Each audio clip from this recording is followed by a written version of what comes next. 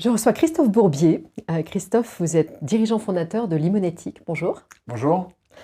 Alors, vous êtes spécialisé dans le paiement digital chez Limonetic. L'année 2020 a-t-elle été aussi porteuse qu'on l'imagine? Alors, elle a été porteuse, mais pas partout. Donc nous, effectivement, on est dans le paiement digital, et des paiements, on en a beaucoup, on en a 265.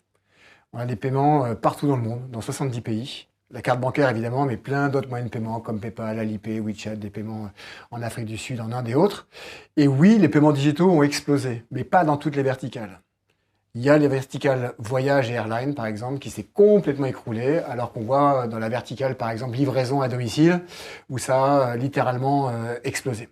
Donc, une explosion, oui, mais pas pour tout le monde. Est-ce que la crise du Covid a signé le début d'une nouvelle ère pour les paiements? Alors, nous, notre point de vue, ça n'a pas signé une nouvelle ère. Il y avait une ère du paiement digital qui était déjà depuis bien longtemps. On n'a pas inventé Internet avec le Covid, on n'a pas inventé le paiement carte bancaire sur le online avec le Covid. Bien au contraire. En revanche, c'est vrai que le Covid, ça a rendu certaines personnes qui n'étaient pas utilisateurs de ces solutions de paiement à distance ou de la carte bancaire sur Internet, ça les a forcés, contraints à payer enfin sur Internet et d'utiliser les solutions digitales. Donc, je crois que ça a accéléré des choses qui, pour certaines personnes, peut-être étaient encore un peu du l'ordre de nice to have, sont devenues des obligations à avoir. En revanche, pas de nouveauté, juste une énorme accélération sur 2020. En France, il y a des nouveaux outils de paiement qui sont dégagés ces derniers mois?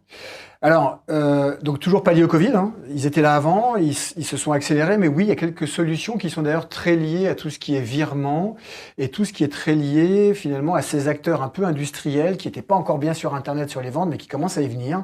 Et ces gens-là, quand ils vendent des bouts d'hélicoptères ou des IRM sur Internet, eh bien, c'est sûr que les paiements un peu traditionnels digitales comme la carte bancaire, WeChat, Alipay ou PayPal sont pas toujours compatibles. On paye pas un bout de moteur avec PayPal à 5 000 € ou 10 000 €. Donc il y a des créations là qui se sont faites dernièrement, qui sont liées autour du virement et sur l'amélioration peut-être du virement et de la gestion du virement, qui se mettent en œuvre, qui sont liées aussi à tout ce qui est open banking, évidemment, tout ça le facilite, et qui vont, on le pense, accélérer, faciliter l'émergence des achats et des ventes de produits plus industriels que ce qu'on peut voir dans le B2C sur Internet. Un directeur financier industriel aujourd'hui qui se pose la question d'accélérer dans le digital, qu'est-ce que vous lui conseillez? Alors, on lui conseille de faire attention à pas faire du copier-coller de ce qui se passe dans le B2C. Cdiscount vend ou Rakuten vend à des particuliers. Et donc, ils utilisent des solutions de paiement qui sont très adaptées aux particuliers. Quand on va sur Internet et qu'on veut vendre ses produits sur Internet, comme je le disais un petit peu tout à l'heure, peut-être que la carte bancaire, peut-être que PayPal ne sont pas les meilleurs outils à utiliser et que donc il va falloir peut-être s'intéresser à ces nouvelles solutions qui améliorent, qui rendent moins coûteux, qui évitent les erreurs sur le virement un peu plus traditionnel comme on le connaît aujourd'hui. Donc je leur dis, allez-y sur Internet, attention à pas faire un copier-coller de ce que vous pouvez voir sur les sites comme Deliveroo ou comme Cdiscount qui sont des sites par essence B2C. C'est compliqué d'avoir accès à ces nouveaux outils. Alors, c'est pas compliqué, c'est juste qu'il faut, ils sont particuliers, ils sont spécifiques, il faut bien savoir les choisir et puis il faut comprendre aussi la différence qu'il y a avec le virement qu'on connaît avec du SEPA ou du SWIFT, assez traditionnels, qui ont une réconciliation particulière. Juste un petit exemple, quand on a une facture avec du SWIFT ou du SEPA, on a un virement. La réconciliation, j'ai une facture, un virement. Eh bien, quand on rentre dans ces méthodes de paiement un peu plus digitales, d'ailleurs que ce soit la carte bancaire ou les nouvelles formes de paiement qui sont liées à l'open banking, on se retrouve avec, j'ai peut-être 300 factures ou 300 commandes et un seul virement dans la journée.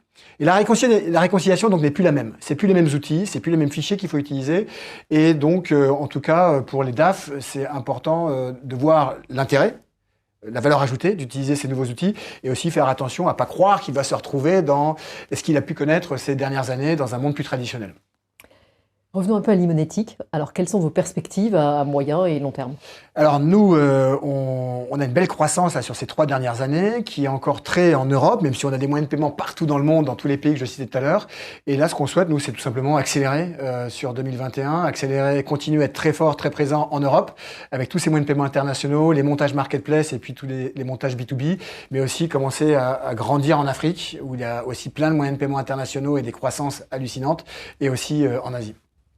Merci beaucoup, Christophe Bourbier. Merci.